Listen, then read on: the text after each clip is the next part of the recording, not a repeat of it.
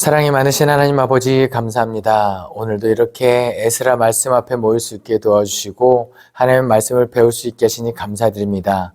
하나님의 말씀에 담긴 귀한 하나님의 뜻을 발견하게 도와주시고 그 뜻대로 살아가기 위하여 다짐하는 시간 되게 도와주시옵소서.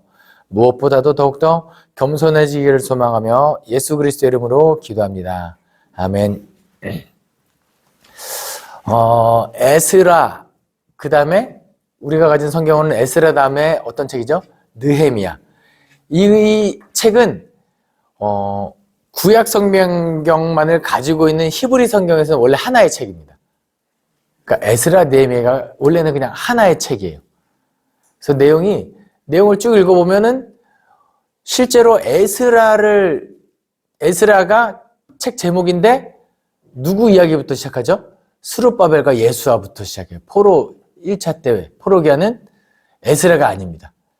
그러니까 스룹바벨 이 포로 1차부터 포로 3차 기한, 느헤미야 포로 기한하고 성벽이 완공될 때까지 하나의 틀로 이루어진 책이 원래는 에스라 느헤미야인 거죠. 그래서 저는 가급적이면은 에스라 느헤미야는 이렇게 강의를 연달아서 들으시고 그 다음에 성경 통독을 하실 때도 에스라부터 느헤미야까지 한 번에 한숨에 읽으면은 더 내용 파악이나 이해되는 데 도움이 될 거예요. 그리고 실제로 느헤미야 8장, 9장, 10장 여기에 가면은 에스라가 활동하는 학사 에스라가 초막절에 사람들에게 말씀을 읽어주고 초막절 절기를 지키는 내용이 나와요. 그러니까 사역하는 기간도 좀 어느 정도 겹친다라고 보시면 되겠습니다. 그럼 에스라 느헤미야에서 크게 우리가 주목해야 될 부분들이 있어요. 그거 뭐냐면 명단입니다. 우리가 성경 통독할 때 우리를 참 힘들게 만드는 게 이런 거죠. 족보, 명단. 예. 이걸 읽으면 졸립니다. 특히 마태복음 1장 1절을 계속 읽다 보면 아브라함은 이삭을 낳고 이삭은 야곱을 낳고 야곱은 야곱은 이렇게 누구 낳고 이게 나고 어느 정도 내가 창세기에서 이름 아는 사람들의 족보까지는 좀 되는데 그 뒤에는 뭐야 이 사람 누가 도대체 하는 사람들이 나오다 보면은 이제 재미가 없는데 제가 이것을 왜 핵심으로 뽑아오냐면 에스라 2장 그리고 에스라 8장에 귀한 자들의 명단이 기록되어 있어요. 그리고 느헤미야 3장에서는 성벽을 중수한 사람들, 그 다음에 느헤미야 7장 가면 또 에스라 2장에서 한번 언급했던 귀한 명단이 또 나와요. 중복된다는 건 뭐죠? 반복된다는 거는 중요하다는 거예요. 그 다음에 10장에 가면 언약에 인친 사람들, 내가 이 언약을 지키겠다라고 이야기한 사람들이 나와요. 이게 핵심이에요. 언약을 지키겠다. 그럼 그 앞에 있는 내용들은 뭐냐? 하나님께서 언약을 신실하게 지키셨다 이겁니다. 다시 한번 성경 전체 관통하는 메시지는 언약이에요. 구약은 언약, 신약은 새 언약. 그럼 언약의 가장 첫 번째 언약, 하나님께서 우리가 맺은 언약은 뭐냐? 하나님이 자기 형상 곧 하나님의 형상대로 사람을 창조하시고 하나님이 그들에게 복을 주시며 하나님이 그들에게 이르시되 생육하고 번성하여 땅에 충만하라 이거거든요. 이것을 약속하신 거예요. 죄를 짓기 전에. 그러니까 사람이 죄를 짓고 원래 죽어야 되는데 내가 괜히 약속했어. 생육하고 번성하겠다고 괜히 약속했어. 그게 죽이면 안 되는 거잖아요. 그러니까 제 아들이 태어나려면 내가 죄를 지었지만 하나님께서 살리셨기 때문에 생육하고 번성하는 거예요. 이게 그겁니다. 비록 하나님께서 이 택하신 백성을 시내산에서 언약을 맺은 백성을 하나님의 백성들을 죄가 많아서 진노했지만 북이스라엘은 아수르에 남유다는 바벨론에서 멸망당했지만 하나님께서는 여전히 뭐를 기억하셨어요? 언약을 기억하신 거예요. 그래서 그 중에 다 진멸하지 않고 포로로 남은 자 사상이라고 이야기하죠. 포로를 남겨두고 나중에 그들로 돌아와서 새로운 민족을, 새로운 예루살렘을, 새로운 민족을 이루게 할 것이다. 그때 나오는 2장의 귀한 자 명단은 다 그런 거예요. 다 없어진 것 같지요. 나라를 다 잃어버린 것 같죠. 하지만 하나님께서는 그때도 여전히 생육하고 번성하게 하면서 하나님께서는 거룩한 백성으로 다시 세울 계획을 가지고 있었다. 그리고 70년이 지나 1차 포로 귀환할 때까지 하나님은 뭘 했다? 그 약속을 지키셨다. 이게 에스라 느헤미야에 나오는 기록된 명단입니다. 그래서 마지막에 왜 느헤미야 10장은 언약의 인친사람, 우리가 거룩하게 살겠습니다라고 다짐한 사람들의 좀 부끄러운 명단이긴 하지만 그게 왜 나오냐? 이거거든요. 하나님께서 이 명단을 가지고 약속을 지키신 것처럼 우리도 이 약속을 지키겠습니다. 제가 이렇게 열을 내어서 이야기했지만 막상 통독할 때는 재미는 없을 거예요. 너무 이름. 그런데 이것도 한번 생각해 주시면 그 이름에 기록된 사람들 입장에서 한번 헤아려 보면 그 중에 쭉 계속 하늘을 두루마리 삼고 바다를 먹물 삼아도 다 기록할 수 없기 때문에 성경에 우리의 이름이 기록되진 않았지만 우리의 이름도 이런 사람들이 있기에 우리 이름도 그 중에 한 사람이 되었다라고 보시면 되겠습니다. 그래서 이 명단들의 이 에스라와 느헤미야를 관통하는 하나님께서 언약을 신실하게 지키셨다라는 것을 큰 틀거리로 하나 가지고 있었으면 좋겠고요. 또 에스라에 기록된 내용은 뭐냐면 성전 건축이 에스라입니다.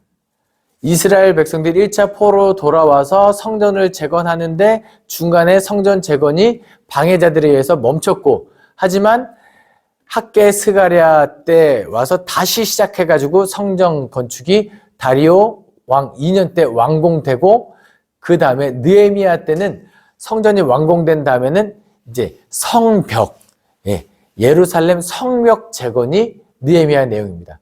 그래서 성전 재건과 성벽 재건까지 해서 온전한 새로운 나라의 회복이 에스라 느헤미야라고 보시면 되겠습니다. 그리고 페르시아 이 에스라 느헤미야를 읽으실 때 왕들의 이름이 계속 이렇게 반복되게 될 거예요. 누구 왕 때, 누구 왕 때 하는데 제가 한번 정리해 드리고 가겠습니다. 연대 순으로 하면 첫 번째가 다리오 왕이 나와요. 이 첫 번째 다리오 왕은 누구 때냐면 다니엘 6장에 사자굴에 집어넣었던 그 다리오 왕입니다. 그리고 다리오 왕 다음에 고레스 왕이에요. 그러니까 이 다니엘을 저기 사자굴에 넣었던 사람은 누구냐?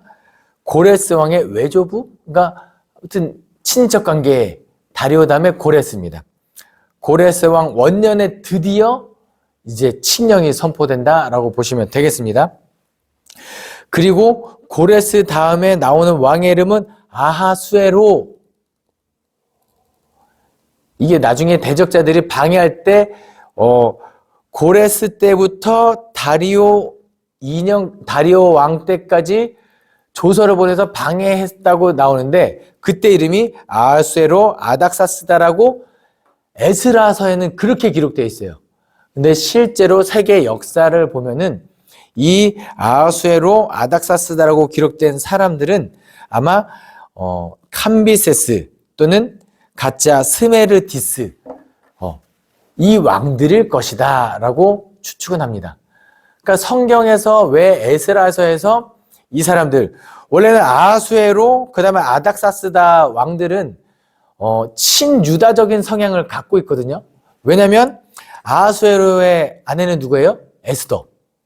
에스더가 그 불임절하고 유다를 구원하고 이렇게 왕으로 있는 동안에는 이제 칙령을 내려서 불임절날 유다 백성들을 구원하고 그러니까 친유대적인 성향을 띄어야 되는데 이 중간에 성전 재건을 방어할 때 아하수의 이름이 등장했다 하는 것은 이 에스더의 남편은 아니라는 것은 확실하다. 이것은 기억하시면 좋겠습니다. 그리고 아닥사스다 왕은 누구죠? 우리가 잘 알고 있는 아닥사스다 왕은 누구냐면 느헤미야가 술 맡은 관원장 그때 모셨던 왕이 아닥사스다 왕입니다.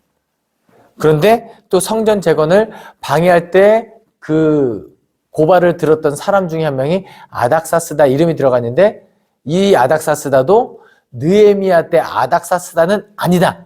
이게 명확하다는 것은 기억하고 넘어가시면 되겠습니다. 어쨌든 페르시아 왕들이 이렇게 쭉 성경에 나오는 인물들 연대순으로 한번 정리하고 가시면은 이제 에스라 느헤미야를 읽어가실 때 이해하실 때 많은 도움이 될 것 같습니다. 그럼 에스라 1장부터 한번 내용으로 넘어가 볼게요. 에스라 1장에 바사왕 고레스 때 드디어 선포를 합니다. 70년 만에 예레미야 입을 통하여 하신 말씀을 이루게 하시려고 조서를 쓰고 공포를 보내면서 무엇까지 이야기하냐면 이 이스라엘 유다 백성들을 다 본국으로 돌아가게 해라. 그런데 돌아갈 때 그냥 돌려보내지 말고 성전 기물들을 다 우리가 가지고 왔던 바벨론 때 가지고 왔던 기물들도 다 보내주고 가서 다시 성전을 재건할 수 있는 물자도 지원해줘라. 조서가 썼다. 이게 문서로 남아있다가 굉장히 중요합니다. 이따가 왜 이게 문서로 남아있는지가 중요한지를 기억하시면 좋겠어요. 문서로 남아있어요. 그리고 그 어딘가는 보관되어 있겠죠. 그래서 사람들이 이제 다 1차 포로 기한이 시작되죠. 에스라 1장 5절입니다. 이에 유다와 베냐민 족장들과 제사장들과 레위 사람들과 그 마음이 하나님께 감동을 받고 올라가서 예루살렘의 여호와의 성전을 건축하고자 하는 자가 다 일어나니. 저는요, 이 5절 말씀이 기적입니다. 기적. 70년이 지났는데 지금 세대 아이들에게 6.25의 참담함을 설명하려고 하면 어렵죠. 어려워요.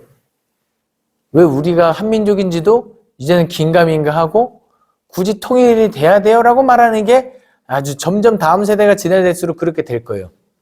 그런데 70년이 지난 지금 족장들과 다른 사람들이 감격해서 올라갔다는 것은 우리는 하나님의 백성이고 이것을 얼마나 철저하게 잘 교육했는지가 여기에 드러납니다. 나중에 성전이 딱 기초공사할 때 한 번 더 이야기하겠습니다. 에스라 2장에서는 귀환 명단이 나오죠. 스룹바벨과 예수아 중심으로 귀환을 시작합니다. 귀환 자들의 명단이 쭉 나오는데 나중에 명단을 읽으실 때 주목해서 읽어야 할 단어는 제사장 레위입니다. 그러니까 돌아오는 사람들이 많은데 그 중에서도 누구에게 조금은 그 초점이 맞춰지냐면 레위 사람들과 제사장들입니다. 왜 그럴까요? 이 사람들이 이제 성전이 재건되면 거기서 예배를 주도해야 될 사람들이거든요. 하나님을 찬양하고 예배해야 될 사람들이기 때문에 결국은 이 에스라를 통해서 하고 싶은 말은 그냥 단지 건물이 지어지는 것이 아니라 다시 하나님의 율법을 바로 세우고 하나님의 말씀대로 살아가기를 다짐하고 그리고 하나님의 예배가 회복되는 운동이 에스라입니다. 그러니까 이 에스라를 받아든 사람들이 이렇게 어렵게 이렇게 우리 선조들이 돌아왔구나. 우리도 이렇게 하자라는 교훈의 메시지를 담고 있습니다. 귀한 자 명단의 의미가 이 하나님의 언약, 생육하고 번성하라의 의미가 담겨져 있다는 것은 앞에 설명드렸죠. 에스라 3장으로 넘어가면은 이제 드디어 이때 예루살렘으로 사람들이 쭉 모여서 모세의 율법대로 번제를 드리고 아직 성전이 없지만 그 예배가 가장 먼저 되는 거예요.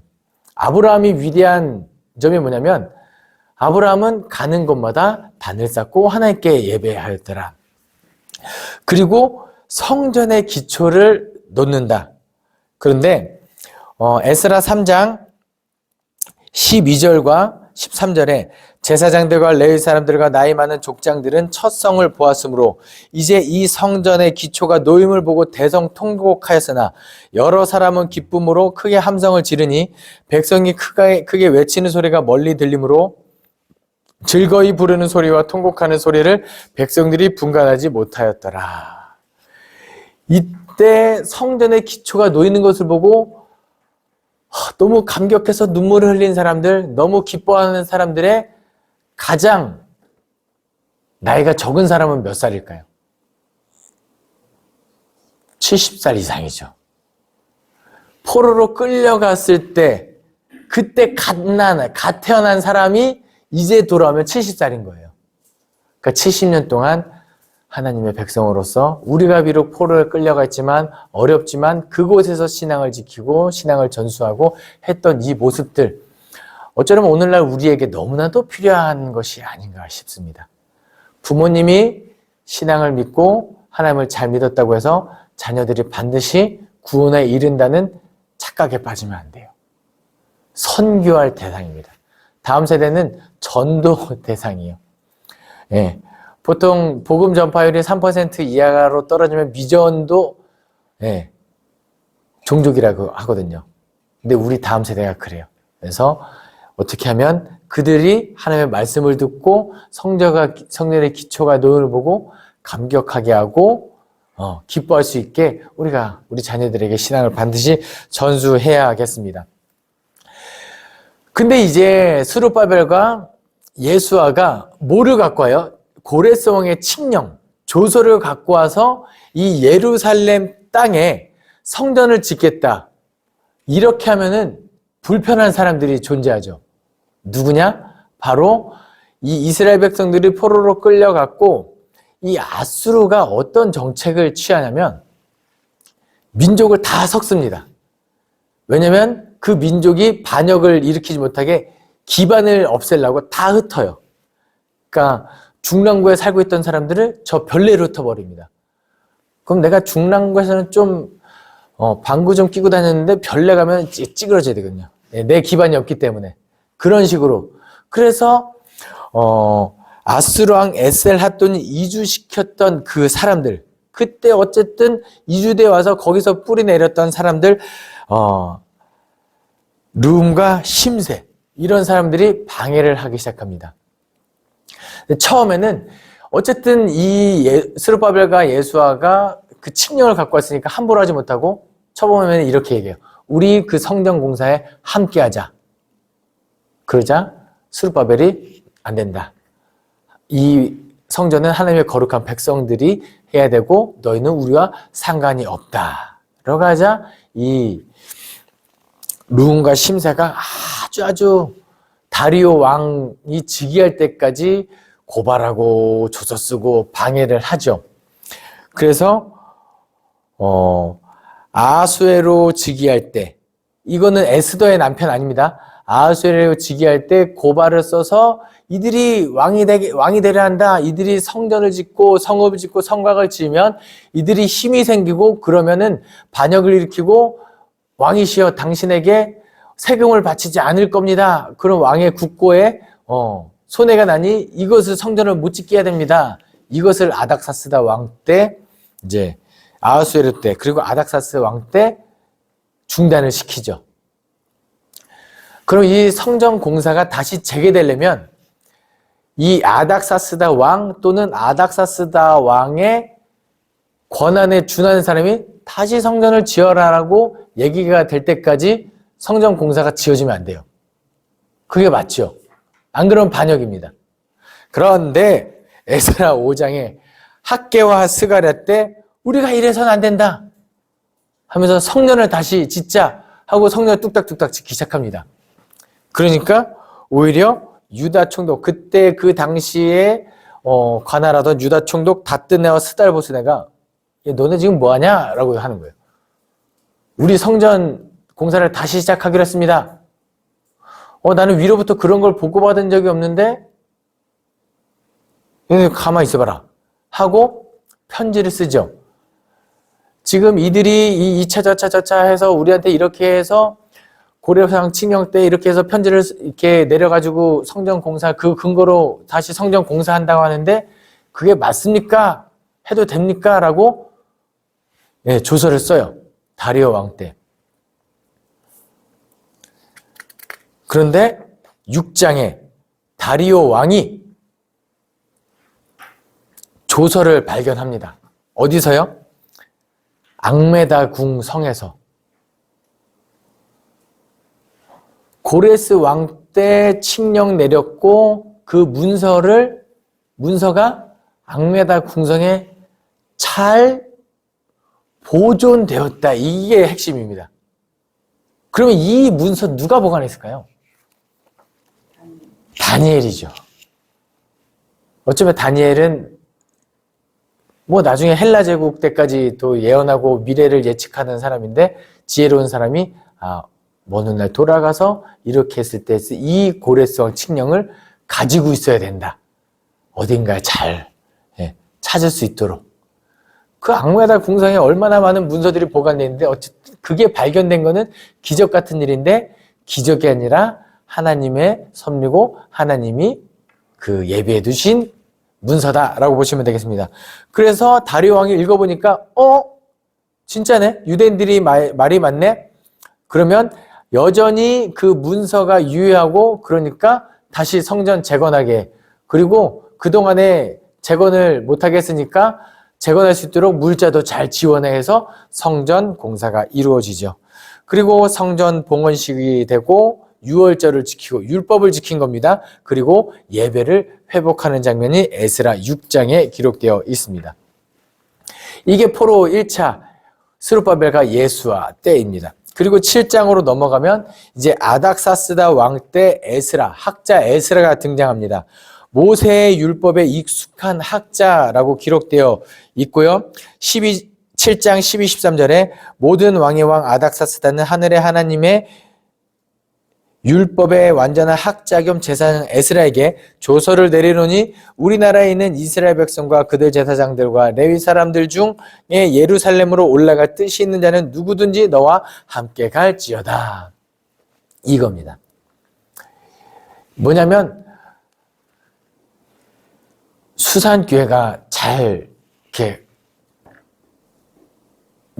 성전 건축을 했죠. 그러면 이제 끝인가요? 이 교회가 되려면 뭐가 있어야 되죠?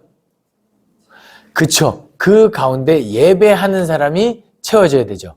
그게 이 2차 포로 귀환 명단입니다. 이 사람들이 학자 겸 모세 율법에 통달한 학자 뭐냐면 이제 이 에스라를 중심으로 모세의 율법을 가르치고 어떻게 하는 것이 하나님의 백성대로 살아가는 삶이며 어떻게 하는 것이 진정한 예배인지를 이제 예배 회복. 이 사람들을 데리고 온전한 예배를 회복하러 돌아간다라고 보시면 되겠습니다. 네, 쭉 올라가는 길에 에스라 8장에 가면은 2차 귀환 명단이 쭉 기록되어 있죠. 이거 계속 아까 명단에 대한 의미 설명드렸고 예배 회복에 시작되는 사람들입니다. 근데 오는 길에 8장 15절에 내가 무리를 아하와로 흐르는 강가로 모으고 거기서 3일 동안 장막에 머물며 백성과 제사장들을 살핀즉 그 중에 레위 자손이 하나도 없는지라. 그리고 21절에 그때 내가 아하와 강가에서 금식을 선포하고 우리 하나님 앞에서 스스로 겸비하여 우리와 우리 어린아이와 모든 소유를 위하여 평탄한 길을 그에게 강구하였으니 예배의 회복의 시작은 이거라는 거예요. 중간에 기도를 하죠. 아하와 강가에 예루살렘 성전에 이르기 전에 레위 자손이 하나도 없더라. 하나님께 온전히 예배하는 자들이 없더라. 예배를 회복하는 자들이 없더라. 그러니까 예배 회복하기 위한 사람들을 찾는 거죠. 그리고 금식을 선포하고 스스로 마음을 겸비하여. 이거는 회개라는 단어가 나오지는 않았지만 회개하고 마음을 돌이키고 하나님 앞에 온전히 겸손해지는 기도. 그것이 예배 회복의 시작이고 부흥의 시작이라는 거죠. 그렇게 에스라는 사람들을 데리고 예루살렘 성전으로 갑니다. 예루살렘 성전에 갔는데 이 가관인 거예요. 에스라 입장에서는 딱 와서 보니까 이방 사람들과 같이 하지 말라는 하나님의 율법이 다 무시되고 있고 거룩한 백성으로 살아가지 못하는 거죠. 당연히 이방 여인과 혼인하고 그 자체만을 이야기하는 게 아니에요. 이방 여인과 결혼하면서 뭐가 같이 들어왔을까요? 유방의 우상들인 거죠. 그러니까 에스라가 기도를 합니다. 9장 6절 7절 말하기를 나의 하나님이여 내가 부끄럽고 낯이 뜨거워서 감히 나의 하나님을 향하여 얼굴을 들지 못하오니 이는 우리 죄악이 많아 정수리에 넘치고 우리 허물이 커서 하늘에 미치임이니이다. 우리 조상들의 때로부터 오늘까지 우리의 죄가 심하매 우리의 죄악으로 말미암아 우리와 우리 왕들과 우리 제사장들을 여러 나라 왕들의 손에 넘기사 칼에 죽으며 사로잡히며 노략을 당하며 얼굴을 부끄럽게 하심이 오늘과 같으니이다. 그때 하나님의 백성대로 살아가지 못해서 거룩하지 못하게 살아가서 멸망당했는데 우리가 지금 이 지경이 여전히 이러고 있으니 이래서는 안 됩니다 하고 회개 기도를 하고 혼인한 자들 다 쫓아내고 그 이방 혼인의 명단을 쭉 벽에다 붙여요. 제사장 18절입니다. 10장 18절인가요? 10장 맞나요? 네, 명단. 제사장의 무리 중에 이방 여인을 아내로 맞이한 자는 예수와 자손 중 요사닥의 아들과 그의 형제 마세야와 엘리에셀과 야립과 그달랴라. 몇 장인가요? 10장 맞죠? 네. 이 명단을 보시면 뭐냐면 부끄러운 명단이거든요. 그리고 대부분의 사람들이 누구예요? 예수와 자손, 예수와?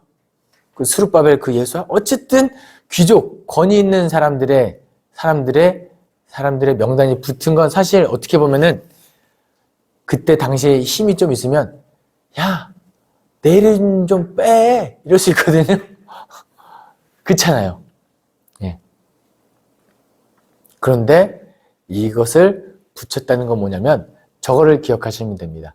평양 대부흥운동. 누가 먼저? 길선주 장로님의 죄를 고백하고 회개하는 것에서부터 이제 부흥이 이루어지는 거예요. 부끄럽지만 그것을 숨기지 않고 먼저 내가 회개하고 내 죄를 먼저 사람들에게 고백하고 나아갈 때 부흥이 이루어진다라고 보시면 되겠습니다. 어쨌든 에스라 9장까지 해서 이방 민족과 혼인한 것을 책망하고 다시 거룩한 하나님의 백성으로 나아가는 운동이 여기서 이루어졌다라고 보시면 되겠습니다. 개인의 부흥, 개인의 영적 부흥, 영적 회복도 이와 마찬가지거든요. 혹시 내가 하나님과의 첫사랑을 잃어버리고 하나님 앞에 더 이상 구원의 감격이 느껴지지 않는다면 그 자리에서 무릎을 꿇거나 하나님 전으로 나와서 회개하고 다시 한번 믿음의 회복이 일어나는 저와 여러분 되기를 간절히 소망합니다. 기도하겠습니다. 사랑이 많으신 하나님 아버지 감사합니다. 오늘도 에스라 말씀을 통하여 하나님께서 귀한 뜻을 깨닫게 하시니 감사드립니다. 우리가 하나님의 성전을 바로 세우기 위하여 우리 마음속에 하나님이 거하시는 성전을 바로 세우기 위한 갈망이 있게 하시고 이를 온전히 거룩하기 위한 노력이 이어지게 하여 주시옵소서. 하나님께서 찾으시는 참된 예배자로 세워지기를 소망하며 예수 그리스도 이름으로 기도합니다. 아멘.